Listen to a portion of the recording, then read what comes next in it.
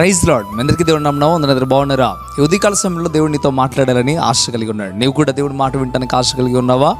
ఆశ గల ప్రాణాన్ని దేవుడు తృప్తిపరుస్తూ అంటున్నాడు. ఈ దినమున నువ్వు దేవుని మాటలు వినడానికి సిద్ధపడినట్లయితే దేవుడు నేరుగా నీతో మాట్లాడతాడు. ఉదయకాల సమయంలో దేవుని యొక్క వాగ్దానాన్ని విందాం. చూద్దామా? కీర్తనల గ్రంథం 55వ అధ్యాయం 22వ వచనంలో రాయబడుతున్న మాట, నీ భారము యెహోవా మీద మోపము, ఆయన నిన్ను ఆదుకొనును. ఈరోజు నీ భారాన్ని ఎవరి మీద మోపుతా ఉన్నావు? దేవుని మీద నీ భారాన్ని మోపుతున్నావా? లేకపోతే మనుషుల మీద నీ భారాన్ని మోపుతున్నావా? లేకపోతే నీ అంతటి నువ్వే నీ భారాన్ని మోస్తూ ఉన్నావా? ఇదిగో ఆలోచించు. నీ అంతటి నువ్వే నీ భారాన్ని మోస్తే అది నువ్వు భరించలేక ఏదో ఒక రోజున సూసైడ్ చేసుకుంటావు. ఏదో ఒక రోజున బాధ అనుభవించలేక ఎంతో భయంకరమైన పరిస్థితికి వెళ్ళిపోతావు. నీ భారాన్ని నువ్వు మోయలేవు. ఇదిగో నీ భారాన్ని నువ్వు తీసివేసుకోలేవు. అందుకే నువ్వు ఒకసారి ఆలోచించు. ఒకవేళ ఎదుటి మనుషుల మీద వేస్తూ ఉన్నావా? ఆ ఎదుటి మనిషి కూడా ఎంతసేపు దాన్ని భరించగలుగుతాడు?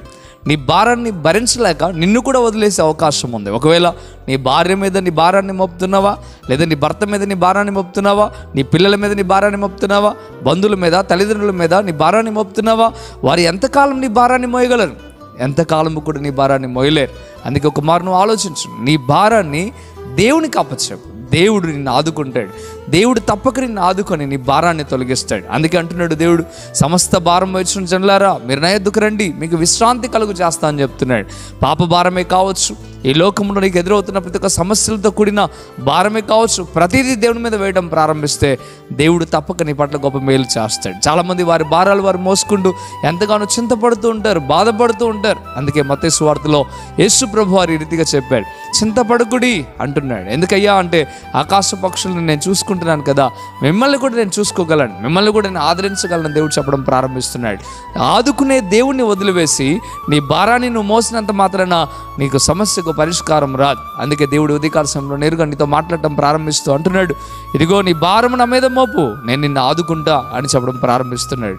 ఆదుకుంటా అని దేవుడు చెప్తుంటే దేవుని మీద మోపకుండా నువ్వు ఎవరి మీద మోపినా వారు రేపటి రోజున నిన్ను ఆదరించడం పోయి నిన్ను ఇంకా అవమాన పాలు చేసే అవకాశం ఉంటుంది. కనుక ఒకసారి ఆలోచించి అర్థం చేసుకో. ఈ రోజున దేవుడు తేటగా నీతో మాట్లాడటం ప్రారంభిస్తున్నాడు.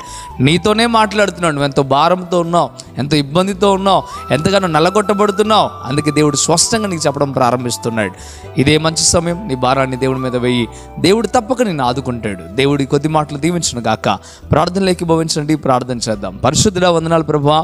నిజమేనైనా మా భారాన్ని ఎదుటివారి మీద మోపినంత మాత్రాన మాకు నైనా పరిష్కారం రాదు. అదే రీతిగానైనా అయ్యా మీ మీద మోపాలని మీరు ఎంతో తేటగా చెప్తా ఉన్నారు. అయ్యా మేమునైనా మా భారాలు మీ మీద మోపగలిగిన స్థితిలో మేము ఉండటకు సహాయం చేసి, ఎవరైతే ఈ మాటలు వింటున్నారో వారందరూ కూడా వారి భారాలు మీ మీద మోపగలిగిన స్థితిలో ఉండడానికి సహాయం చేసి మీరు బలపరచండి, స్థిరపరచండి, మేలుతో నింపండి, ఉన్నతమైన స్థితికి మీరు మార్చండి ప్రభు. ఈ సమయంలో బిడ్డలు ఆదుకోనండి ప్రభు. మీకు వందనాలు.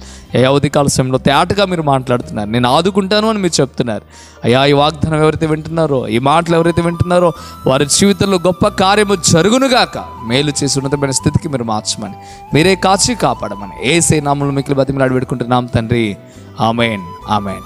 మంచిది ప్రియమైన బిడ్డలారా, ఈ వాగ్దానం ద్వారా దేవుడు మీతో మాట్లాడినట్లయితే తప్పక వీడియోని లైక్ చేయండి. అంతేకాకుండా ఇంతవరకు కృపా TV India YouTube channel subscribe చేసుకోకపోతే ఇకనైనా మీరు సబ్స్క్రైబ్ చేయండి. ఈ వాగ్దానాన్ని కనీసం ఒక 10 మందికైనా షేర్ చేయడానికి సిద్ధపడండి.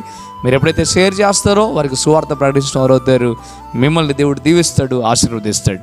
అదే రీతిగా ఈ యొక్క పరిచర్యను మీరు ప్రోత్సహించాలని ఆశ మీకు ఉన్నట్లయితే తప్పక మీరు మమ్మల్ని సంప్రదించండి. కొండ ప్రాంతాల్లో, మారుమూల ప్రాంతాల్లో, సేవలేని ప్రాంతాల్లో దేవుని సేవ చేయడానికి దేవుడు మమ్మల్ని నియమించుకున్నాడు. కనుక ఈ పరిచర్యలో మీరు పాలిభాగస్తులు కావాలనే ఆశ మీకు ఉన్నట్లయితే తప్పక మీరు మమ్మల్ని సంప్రదించండి. ప్రభు మిమ్మలను, మీ కుటుంబాలను దీవించును గాక. ఈ మాటలు మీ జీవితంలో నెరవేర్పు జరుగును గాక. ఆమేన్. God bless you.